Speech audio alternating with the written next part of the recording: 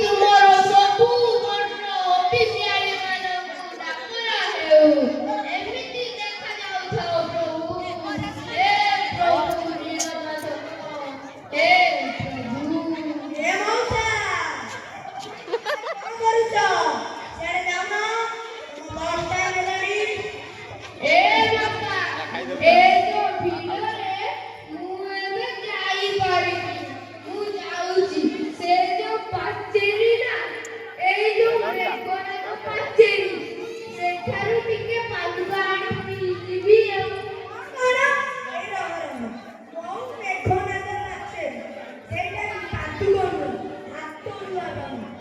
କୋଉଠୁ ପାଦୁକା ଗୁଡା ବହି ଯାଉଛି, ତୁ କହୁଛୁ ତାକୁ ପାଇବି। ମତେ ଝାଡା ବାନ୍ତି ହବ, ମତେ ହଇରାଣ କରିବି।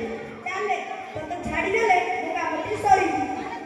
ଏ ବାପା, ଇଲୋ ମା, ତୁ କାହିଁକି ମତେ ଏତେ କାଲୁ ବାଲୁ କରୁଛୁ? କଣ ମୁଁ ତତେ କାଲିବାଲୁ କରୁଛି? ଏରେ ହେ ମଣି, ଭଲ ଅଛୁ?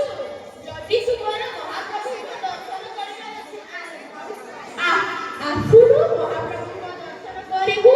ଭୋଗ ଲଗେଇବୁ, ଦକ୍ଷିଣା ଦେବୁ, ପତିତ ପାଞ୍ଚ ଦ୍ୱାର ଦର୍ଶନ କରିବୁ, ମହାପ୍ରଭୁଙ୍କ ଦର୍ଶନ କରିବୁ। ଏ ବାପା, ଗୋଟେ କଥା କହିବି, ଏ ଯୋଉ ଭିଡରେ ମୁଁ ଏବେ ଜଗାକୁ ଦର୍ଶନ କରିବା ପାଇଁ ଯାଇପାରିବି। ମୁଁ ଯାଉଛି ସେଠି ଯୋଉ ପାଚେରୀରୁ ଟିକେ ପାଦୁକା ଆଣି ନେଇ ପଳେଇବି। ଆଉ ମଉସା, ସେ ପଣ୍ଡା କଥା ଶୁଣନି। ସେ ପଣ୍ଡା ଖାଲି ମାଣ୍ଡିଆ ମାଗିବା ପାଇଁ ସେଠିକି କହୁଛି। ଏ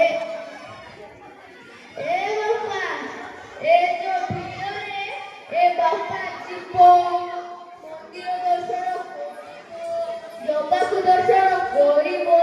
ଏତେ କାମ କରିବା ପାଇଁ କଣ ମୁଁ ଏ ବୁଢା ଲୋକଟା ଏ ଭିଡ ଭିତରେ ଯାଇପାରିବି? ପାଦୁକ, ଆଏ ସେ ଯୋଉ ମେଘନାଦ ପାଦୁକ ନାହିଁ କି? ସେ ମେଘନାଦ ପାଦୁକ ଆଣିଲେ ତୁ ଢକ ଢକ କରି ଯିବୁ। ସେଇ କଥା ନା, ମୁଁ ସେଇଟା ମଉସାକୁ ସେତେବେଳୁ ବୁଝଉଛି।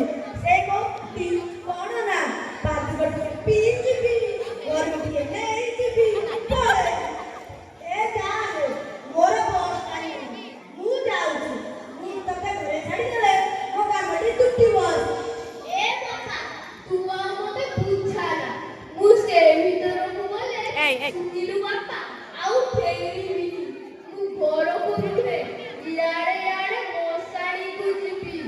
କାହିଁକି ଯିବୁନି କହିଲୁ?